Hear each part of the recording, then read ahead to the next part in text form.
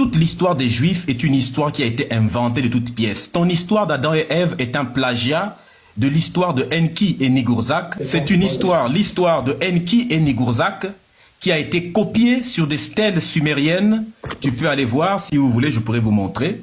Qui a été copiée, n'est-ce pas, sur les peuples sumériens. On disait dès l'époque déjà que Enki et Ningurzak vivaient dans le jardin des Dilmun, ce que vous avez mis jardin d'Éden, et que ce fameux Enki et Ningurzak, on avait arraché une côte de Enki pour créer leur fille Utu. Comme votre Ève qui a été arrachée d'une même côte, ça existait bien avant. Il y avait un arbre au centre du jardin de Dilmun, un arbre dont on ne devait pas manger un fruit. Cet arbre-là, c'est exactement comme votre arbre à vous, avec Ève qui devait bouffer d'une pomme. Et il y a même des gravures où on voit les Sumériens.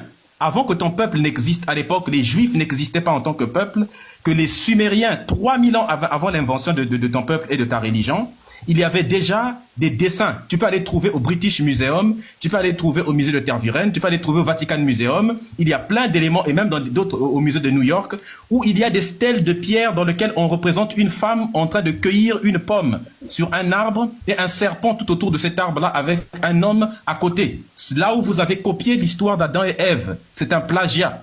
Et on sait que Esdras, qui est l'un de tes ancêtres, est allé, tu peux aller taper, va voir même sur Wikipédia, tu peux trouver des informations, ou alors dans ta propre ton histoire. C'est Esdras qui est parti voler un exemplaire du Pentateuque samaritain.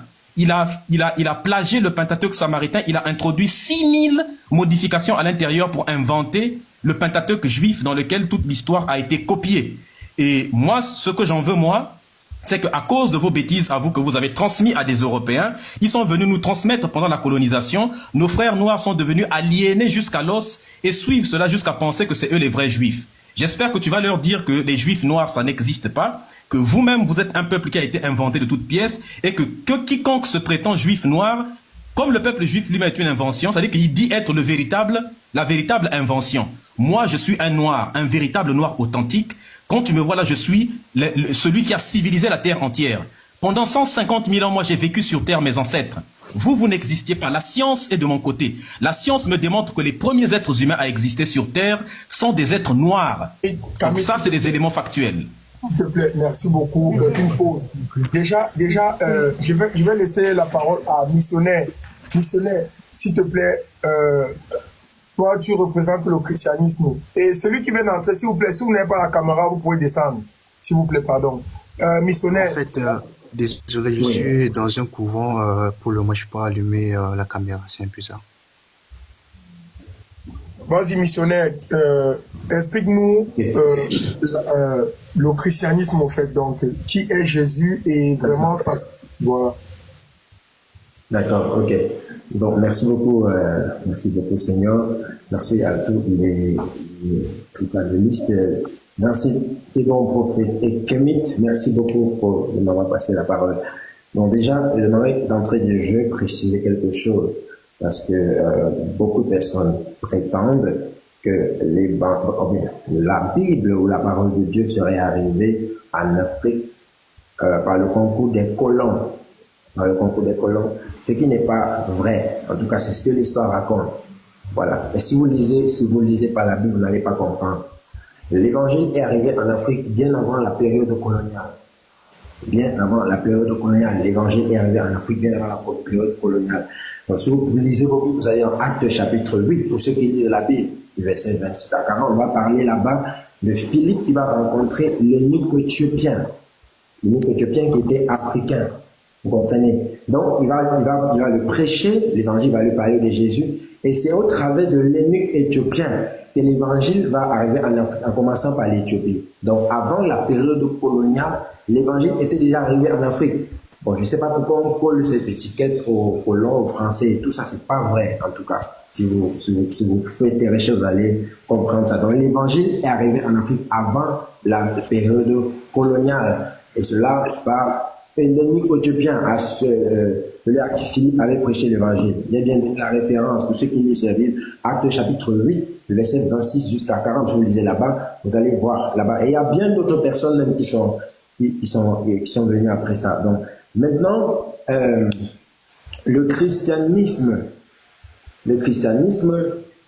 n'est pas une religion qui a été inventée par Dieu ou par Jésus-Christ.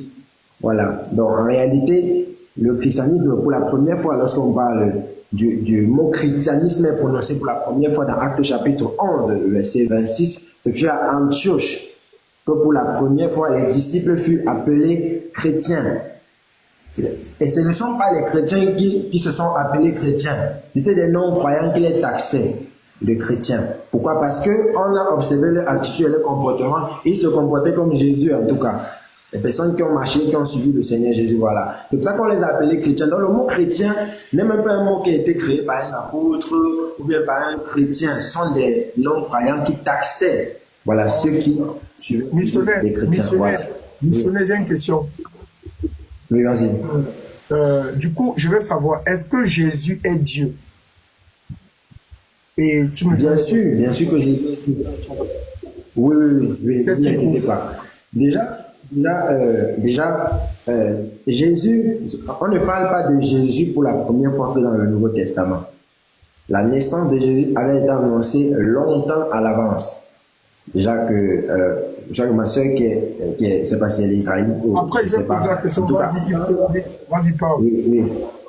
Voilà, donc la naissance de Jésus a été annoncée longtemps à l'avance. Dans les livres des prophètes, vous avez dans Ésaïe, on va parler. Laissez-moi vous donner la référence. Dans Ésaïe chapitre 9, le verset 7, on va parler là-bas, et vous dans la référence, Ésaïe chapitre 9, le verset 7. Car un enfant nous est né, un fils nous est donné, on l'appellera admirable conseiller, Dieu puissant, Père éternel, prince de la paix. Donc ici, là, on est en train d'annoncer, Ésaïe est en train de prophétiser la venue de Jésus. Et il le présente ici, voilà, on parle d'un enfant qui nous est né. Un fils nous est donné, on l'appellera admirable conseiller, Dieu puissant, Père éternel. Ici, cela se réfère à Jésus. Et vous allez voir notre passage où Ésaïe va le présenter, on va même donner jusqu'au nom, il s'appellera Emmanuel, c'est-à-dire Dieu avec nous. Donc Jésus, la naissance de Jésus a été annoncée longtemps à l'avance dans l'Ancien Testament. Et quand on regarde les différents critères, les différents indices qu'on donne sur cet enfant-là, ça ne peut pas être un homme normal. C'est-à-dire qu'on ne peut pas appeler quelqu'un Dieu puissant, Père éternel. Le Père éternel, c'est qui? Le Dieu puissant, c'est qui? Voilà, donc ici, là, on annonce la venue de Jésus. Vous allez voir, et on va parler aussi dans le psaume chapitre 47, versets 6 à 7. Il va dire, ton trône, ô Dieu, est à toujours. Ô Dieu, ton trône t'appelle. Donc, on parle ici d'une autre personne, en l'appelant Dieu. En l'appelant Dieu. Et cela a été appliqué à Jésus dans le Nouveau Testament, dans Hébreux chapitre 1, le verset 8 à 9. Je parle du passage Hébreux chapitre 1, le verset 8 à 9. Donc, je suis encore en train de vous donner quelques références, n'est-ce pas, dans l'Ancien Testament, qui vous permettent, qui démontrent la suffisance que Jésus est Dieu. On est encore dans l'Ancien Testament. Mais je vais lire le verset d'Hébreux que j'ai cité ici. Permettez, s'il vous plaît, ça va la Bible. Répondre?